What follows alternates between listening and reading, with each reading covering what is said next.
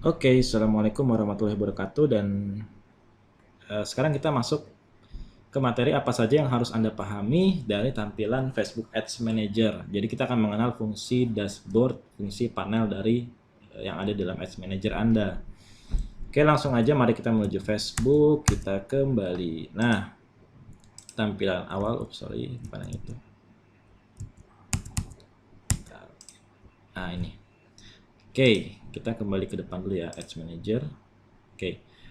Yang harus Anda pahami dari tampilan ini, di sini ada tab, tab. Ya ada ya tab ya, kolom menu. Yang ini ada campaign untuk melihat campaign apa saja yang sedang kita jalankan, promosi apa saja yang kita jalankan. Lalu ada ad set. Ad sets adalah nanti saya jelaskan lebihnya di struktur iklan di Facebook ya. Ini nanti ada banyak ad set yang sudah kita buat, lalu ada iklan ad. Nah, jadi dikategorikan satu campaign bisa memuat beberapa ad sets dan satu ad set bisa terdiri dari beberapa iklan. Nanti saya jelaskan lebih detail di materi tentang struktur. Oke.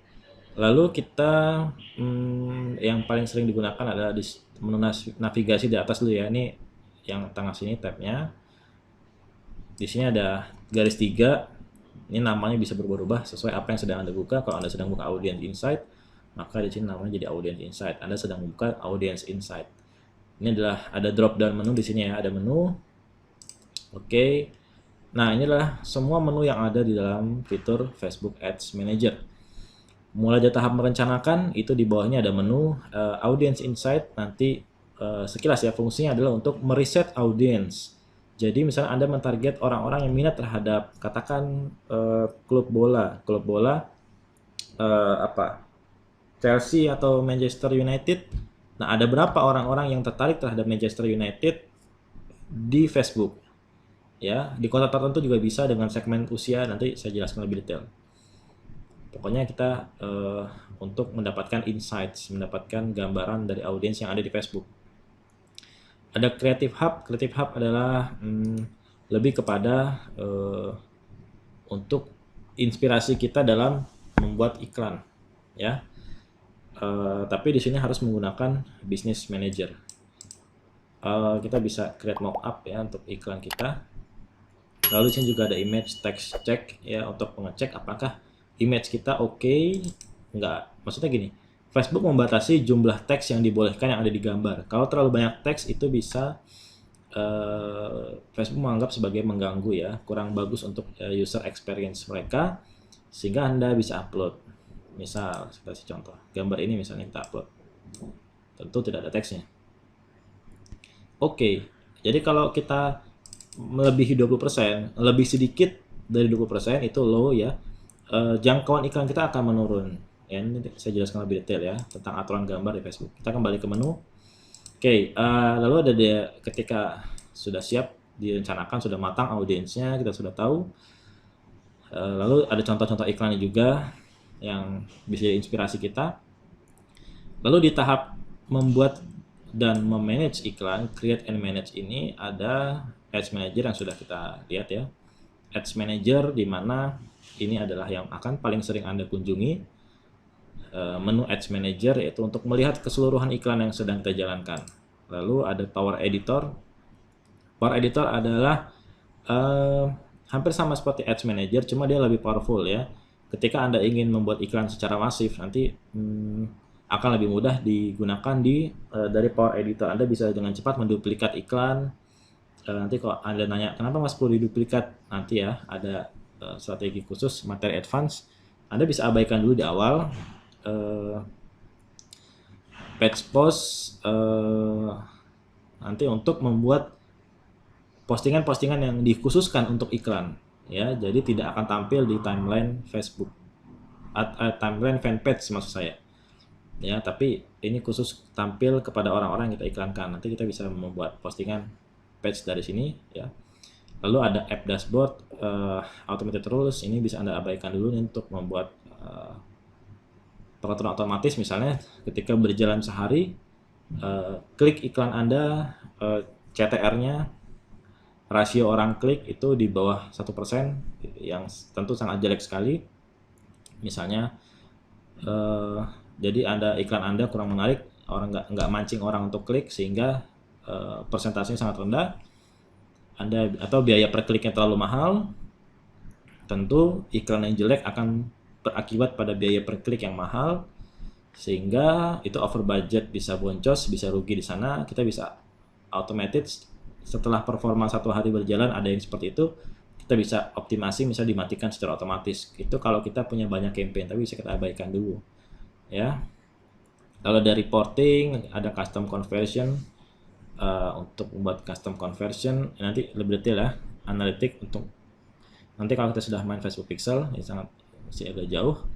Jadi yang penting di sini mungkin ada Ads Manager, page post ya, kemudian audience insight yang bisa Anda fokus di awal. Kemudian ada di menu aset, ini adalah aset yang akan kita bangun. Kita bisa membangun aset audience, siapa yang like Facebook kita, siapa yang pernah klik iklan kita, dan lain sebagainya.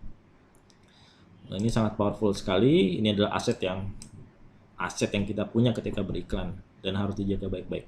Ada pixel, ada images ini ya gambar yang pernah kita gunakan. Kemudian Anda bisa upload gambar dari sini supaya ketika membuat iklan lebih cepat nantinya. Lalu menu setting Anda sudah tahu, ini setting tentang ya pengaturan umum dan billing, payment ya, payment. Oke, itu sih. Dan saya coba buka di Ads Manager. Yang akan sering Anda lihat lagi adalah di sini tombol plus untuk membuat campaign baru. Lalu di sini ada filter tanggal. Di pojok kanan ini juga banyak hal yang perlu Anda ketahui, yaitu create ad untuk membuat iklan. Ini ada filter. Anda mau menampilkan data dari periode kapan, misalnya hari ini, atau kemarin, atau seminggu ke belakang, 2 minggu ke belakang, sebulan ke belakang, minggu ini, ya, pekan lalu, bulan lalu, atau custom. Anda bisa milih tanggal. Oh, saya mau lihat dong performa iklan saya di tanggal 1 sampai tanggal 30 November. Ya, langsung Anda lihat, Anda klik misalnya, oh saya mau lihat dong iklan saya performa di bulan Oktober dari tanggal 8 sampai 14. Anda klik 14, Anda klik 8. Nah, jadilah rentang waktu ya. Oke, langsung jadi sini rentang waktu, lalu Anda update.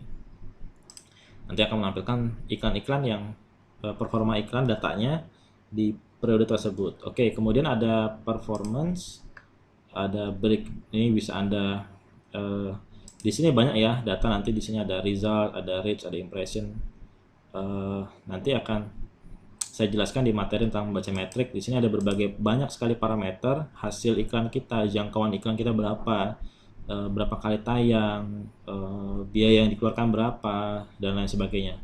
Tentang membaca data ini untuk metrik-metrik, pengkategorian metrik ya. Ini akan saya jelaskan nanti lebih detailnya dari materi khusus tentang membaca metrik dan penjelasannya apa yang harus Anda baca. Tapi nanti ya. Oke, lalu kita bisa breakdown dengan lebih detail untuk performa iklan kita berdasarkan, misalnya kita lihat hasil dikategorikan berdasarkan umur sekian sampai sekian berapa, dan seterusnya. Oke, lalu Anda bisa ekspor. Yang penting sih nanti ini di sini ya, dan tentu panel ini harus Anda kuasai. Lalu menu yang sering kita buka ada Audience Insight, Ads Manager, Page Post kadang-kadang. Itu yang mungkin untuk awal-awal. Oke, sekian pengenalan tentang dashboard Facebook Ads Manager. Ini bisa Anda klik-klik sendiri, Anda explore di dalam Audience Insight ada apa aja. Tapi nanti akan saya pandu step by step sambil kita jalan iklan.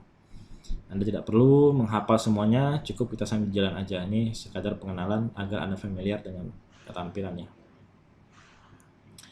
Oke, sekian ya. Assalamualaikum warahmatullahi wabarakatuh.